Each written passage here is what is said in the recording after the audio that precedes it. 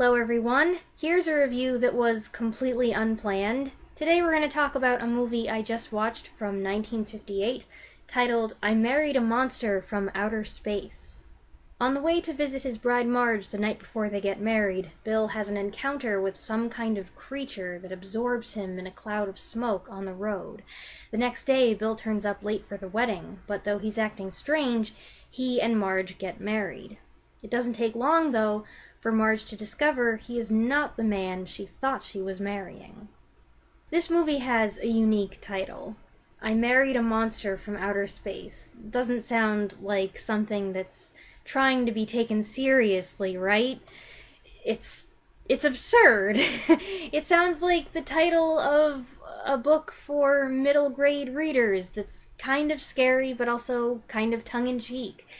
But everything's played straight here, for the most part, and the result is a surprisingly good movie. I'd come across the name before when I was researching other things, but I'd never seen the movie, and maybe I'm wrong about this, but it seems like it's kind of a rare film based on the fact that my entire library network didn't own a single copy, and I don't think I could find it on the Internet Archive either. But YouTube had it, and guess what? I found out that I can cast a YouTube video from my phone onto my mom's TV if she has the YouTube app on the Roku open. We don't generally watch movies on YouTube because, well, a couple of reasons, but we tried this. I found out that I could do it purely by accident, and it didn't affect anything, so it's a great alternative. And I'm sure somebody out there is watching this and thinking, duh, you didn't know you could do that? I've been doing that for years. No, I didn't think it would work. Anyway, right now there is a high-quality upload of the full movie here on YouTube, and I've put a link in the description. The film stars Tom Tryon and Gloria Talbot, who both give good performances. I think it might have been better if we'd seen more of Bill before the takeover. We barely have a chance to meet him. The bachelor party scene focuses more on his friends than on him. But as the false Bill, playing hot and cold with his wife, capable of passing for an attentive husband, but also distant and even threatening at times, Tryon is well cast. As Marge, Gloria Talbot plays a compelling heroine, and the movie's really about her increasing anxiety about her marriage and her husband, and her concerns about having a baby, and her growing terror as she uncovers what's really going on and attempts to do something to stop it. If it's already occurred to you that the plot sounds like that of The Invasion of the Body Snatchers, which came out 2 years before this, you're right. It does have some similarities to that movie, and pretty much any other movie that has aliens or monsters taking over a person's body and freaking out their significant other. But I really like the execution of the idea here. It's got the same atmosphere of paranoia and the theme of stolen identity, or an imposter living among us, but it's viewed from a different perspective and unfolds on a smaller, more intimate scale. I am not a person who likes to go crazy overanalyzing symbolism and metaphors in movies or in books. I feel that's a good way to suck the fun out of a story. I appreciate those things, sometimes, on a secondary level, but I like to enjoy a movie for what it is. But science fiction and horror have commonly been vehicles for real-world analogies, subtly or not so subtly providing social commentary or conveying a relatable idea through the means of a wild, fantastic scenario. Sometimes the analogies are intentional, sometimes they're not. I can't speak for what was intended here, but I can share my own takeaway. I view this movie as primarily telling the newlywed bride story. She is the eye of the title, after all, and while we do follow fake Bill from time to time, and certain scenes give us information that Marge isn't privy to or will uncover after us, the narrative always comes back to her. The film is about the plight of a young woman who knows that her husband is no longer acting the way he did before they got married. He's responding to her differently, and all the little things she loved about him are gone. He's become a stranger, and she's wondering with a growing sense of panic as she sees him doing bizarre and distressing things if she's made a horrible mistake. I'm not married, and I've never been married, but I think if I were getting married, these are some things that I might worry about.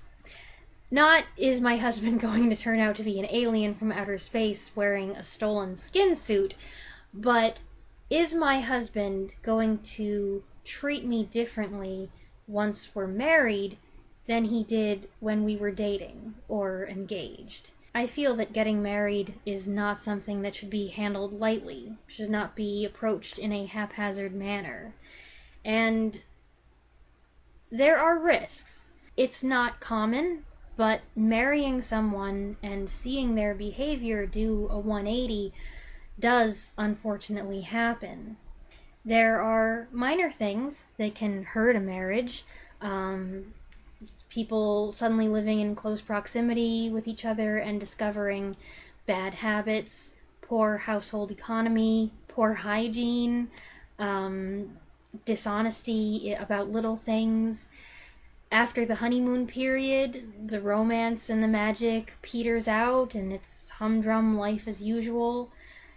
They don't want to spend as much time together, or one person doesn't want to spend as much time with the other person. Or you have certain expectations of how household duties will be shared or will be divided up, and the other person's not on the same page. These are irritations and disappointments that can pile up and lead to feelings of neglect or anger and disillusionment. But they're not the most serious possibilities. They're not as bad as marrying someone and finding out that person is a monster.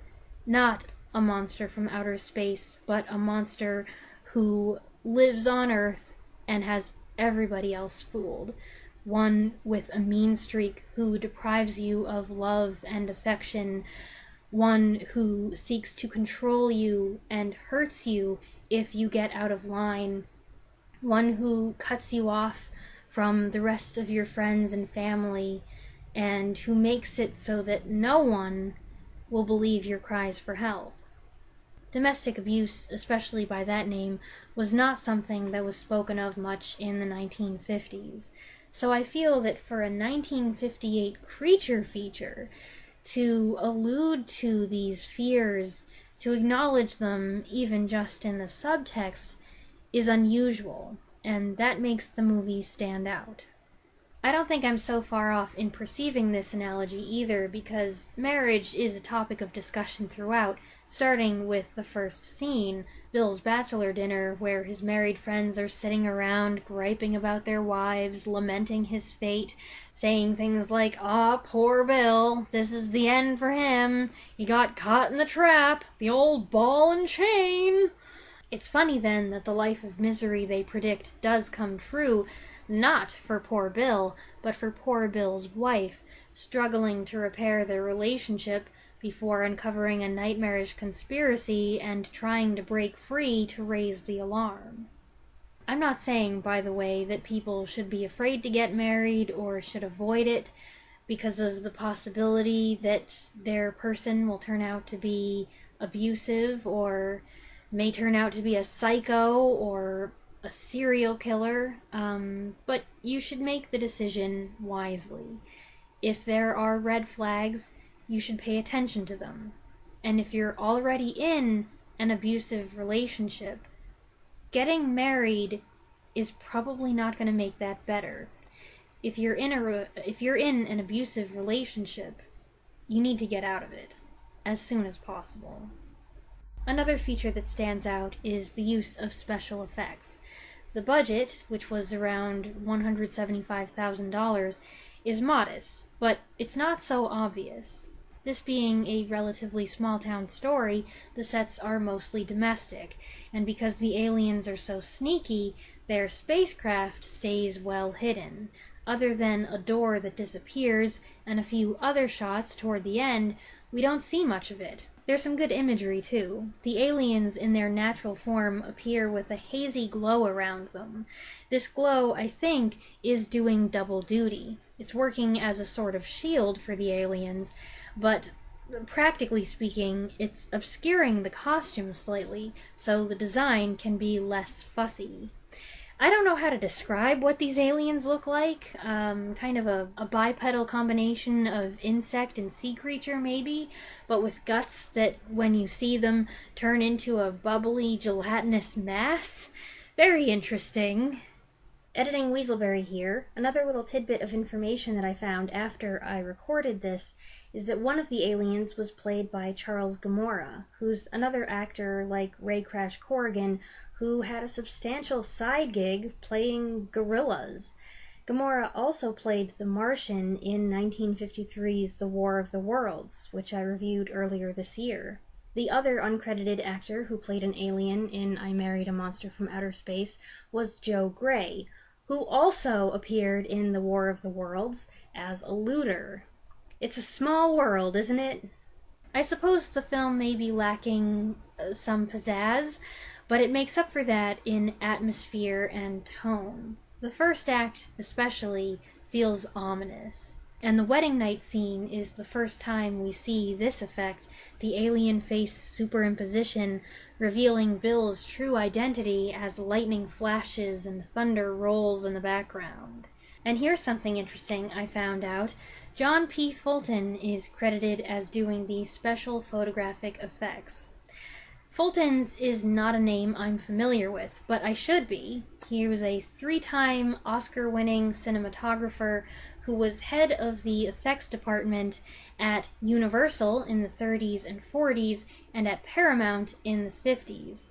He's got visual effects credits for 253 films spanning 1928 to 1966, the year of his death, plus another 76 credits under the special effects category, and films he worked on include a number of the Universal monster films, Dracula and its sequels, Frankenstein and its sequels, The Invisible Man and its sequels, plus big films like The Ten Commandments, he won an Oscar for that one, and White Christmas, 2 mostly forgettable but visually striking adventure films, Elephant Walk and The Naked Jungle, and several Alfred Hitchcock films, including Vertigo, The Man Who Knew Too Much, The Trouble with Harry, Rear Window, To Catch a Thief, Saboteur, and Shadow of a Doubt. If you've seen any of these movies, you've marveled over special effects that John P. Fulton worked on. And having learned this, I feel like no wonder I was impressed with what this lower budget movie had to offer. And I realized this movie being a much smaller profile than some of those other ones, this came out the same year as Vertigo, he probably was putting a lot more effort and attention into that. I realized that maybe his personal fingerprints aren't all over this one, but still, quality. One criticism I have is that at some point it's introduced that Bill, Imposter Bill, is discovering human emotions, and there are certain implications from that. But I didn't see much evidence of that in other scenes, and it felt kind of thrown out there. I'm not opposed to the idea, but if you're going to add that as a subplot, it needs to be consistent. There's also an area where the film sags a bit. Marge has figured out something's up and is trying to take action, and the takeover is ramping up, and it's like the story's treading water, waiting for the next thing to happen to advance the plot. But maybe that's just me. Otherwise, I really enjoyed this one, and my mom did too. It's nicely shot. There are some unique stylistic choices. The main character is sympathetic, and I like the microcosmic element of one plagued town that's systematically cut off. It was produced and directed by Gene Fowler Jr., who IMDb describes primarily as an editor, not a director, but he has 18 directing credits, mostly TV, several westerns, and it's the only film for which he has sole producing credit. This title sticks out in his filmography, but the year before, 1957, he did direct another sci-fi horror movie with a similar title, I Was a Teenage Werewolf, starring a very young Michael Landon. Another thing I learned, I Married a Monster from Outer Space was remade in 1998 with the shortened title I Married a Monster. I'd stick with the original, though. I do recommend I Married a Monster from Outer Space. Yes, the title is silly, but I say give it a chance and see what you think.